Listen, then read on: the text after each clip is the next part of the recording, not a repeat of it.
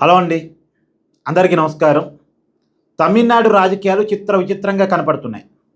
ఒకవైపు ఏమో TVK party అధినేత స్టార్ హీరో విజయ్ ముఖ్యమంత్రిగా రేపు ప్రమాణ స్వీకారం చేయబోతున్నారు.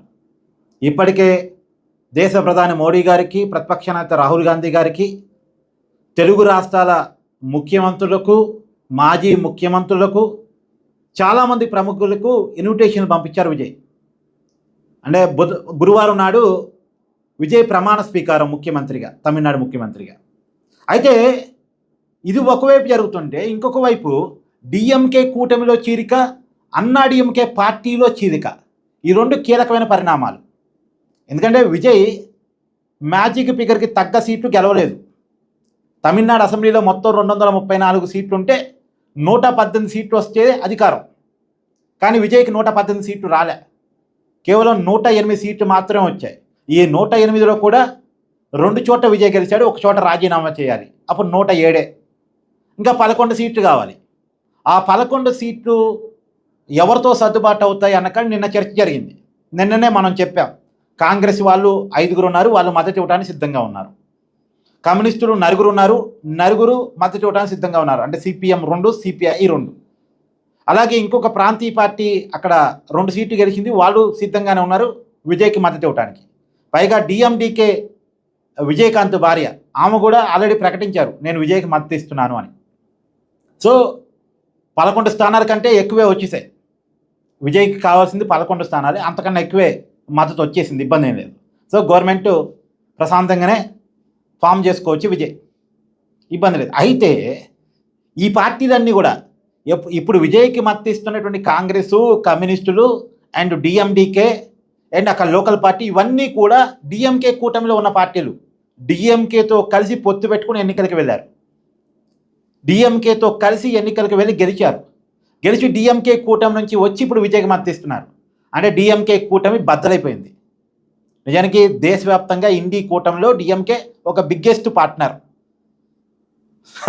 అంటే ఇప్పుడు కాంగ్రెస్ డిఎంకే నుంచి బయటికి రావడం ద్వారా ఇప్పుడు డిఎంకే ఇండి కూటమి నుంచి బయటకు వస్తానని చూడాలి. సో డిఎంకే కూటమి రాష్ట్రంలో బద్దలైంది, దేశంలో ఇండి కూటమి బద్దలైపోయింది కేవలం విజయ్ వల్ల. ఇదొక భాగం. ఇంకొక పక్కన అన్నా డిఎంకే పార్టీ చీలిపోయింది. వాళ్ళ పార్టీ సీనియర్ లీడరు షణ్ముఖం నాయకత్వంలో నిన్న 35 మంది ఎమ్మెల్యేలు సమావేశమయ్యారు. షణ్ముఖం ఆఫీసులో సమావేశమయ్యారు. నిజానికి ఆ పార్టీని ప్రస్తుతం లీడ్ చేస్తుంది మాజీ ముఖ్యమంత్రి పళనిస్వామి. ఆ పళనిస్వామికి వ్యతిరేకంగా విజయ్కి మద్దతు ఇద్దామని చెప్పేసి నిజానికి అన్నా డిఎంకే పార్టీ 47 స్థానాలు గెలిచింది మొన్న జరిగినటువంటి ఎన్నికల్లో. 47 మందిలో 35 మంది నిన్న సమావేశమయ్యారు. ఈ 35 మంది కలిసి తీర్మానించుకుంది ఏంటి అంటే విజయ్కి మద్దతు ఇద్దామని. అయితే విజయ్కి ఏ రూపంలో మద్దతు ఇద్దాం? అన్నా డిఎంకే పార్టీగా మద్దతు ఇద్దామా, లేదు ఈ 35 మంది ఎమ్మెల్యేలు టీవీకే పార్టీలో చేరిపోదామా? ఈ 35 మంది ఎమ్మెల్యేలు చేరుతున్నారు కాబట్టి వీళ్ళ మీద అనర్హత వేటు కూడా పడదు. ఎందుకంటే 2/3 మెజార్టీ. మొత్తం 47 మందిలో 35 మంది అంటే 32 మంది వస్తే సార్ 2/3 మెజార్టీ అన్నట్టు లెక్క. సో 2/3 మెజార్టీ కంటే ఎక్కువ మంది ఎమ్మెల్యేలు అన్నా డిఎంకే పార్టీ నుంచి టీవీకేలో చేరుతున్నారు కాబట్టి అన్నా డిఎంకే పార్టీ ఎల్పి పూర్తిగా టీవీకేలో విలీనం అయిపోయినట్టు లెక్క. ఇక అన్నా డిఎంకే పార్టీ శాసనసభ పక్షం ఉండదు.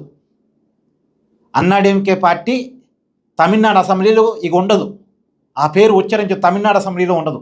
సో అన్నా డిఎంకే పార్టీ చరిత్ర క్లోజ్.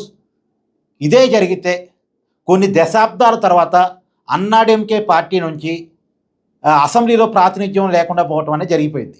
మీరు అనొచ్చు, ఈ 35 మంది పోయినా మిగతా వాళ్ళు ఉన్నారు కదండి, 12 మంది ఎమ్మెల్యేలు ఉన్నారు కదండి అంటే, ఆ 12 మంది ఎమ్మెల్యేలు ఇండిపెండెంట్ ఎమ్మెల్యేలుగా పరిగణిస్తారు తప్ప అన్నా డిఎంకే ఎమ్మెల్యేలుగా పరిగణించారు వాళ్ళని.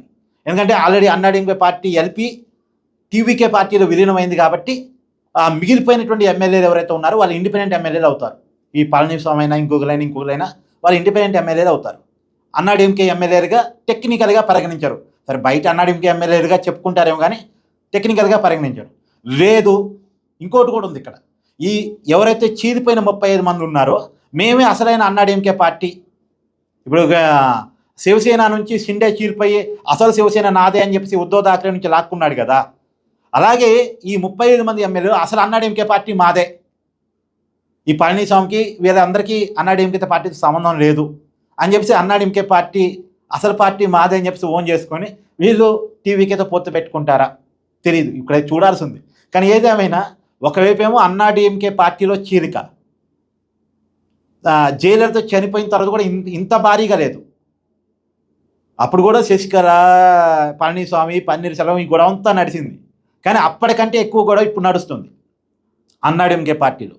ఇంకొక పక్క డిఎంకే కూటమిలో చీలిక, ఇంకోవైపు దేశంలో ఇండి కూటమిలో చీలిక. ఇదంతా ఎందుకు జరుగుతుంది? విజయ్కి 108 స్థానాలు మాత్రమే రావడం వల్ల జరుగుతుంది. విజయ్కి మద్దతు ఇవ్వడానికి వీళ్ళంతా పోటీ పడుతున్నారు. మేము మద్దతు ఇస్తాం, మేము మద్దతు ఇస్తాం, మేము ప్రభుత్వంలో చేరతాం, మేము ప్రభుత్వంలో చేరతాం అని. ఈ కూటములన్నీ చల్లా చెదురైపోతున్నాయి, పార్టీలన్నీ చల్లా చెదురైపోతున్నాయి. సో ఒక్క విజయ్ తన ప్రమాణ స్వీకారం ఒకవైపు చేస్తూ మిగతా పార్టీలని ఓ రకంగా డిఫెన్స్లో పెట్టి ఆ పార్టీలో ఒక రకమైన చీలిక, అంటే విజయ్ కారణం కాదే కానీ అక్కడ ఉన్నటువంటి రాజకీయ పరిస్థితుల్లో నుంచి అక్కడ చీలికలు పేలికలు. సో దశాబ్దాల చరిత్ర ఉన్నటువంటి అన్నా డిఎంకే పార్టీ దాదాపు ముక్కలైపోయింది. డిఎంకే కూటమి ముక్కలైపోయింది. ఇండి కూటమి అది క్వశ్చన్ మార్క్ అయిపోయింది. మొత్తానికి విజయ్ ప్రమాణ స్వీకారం కొంత ఆసక్తిని రేపుతుంది. మీ అభిప్రాయాన్ని కామెంట్ చేయండి తమిళ రాజకీయాల మీద. Thank you.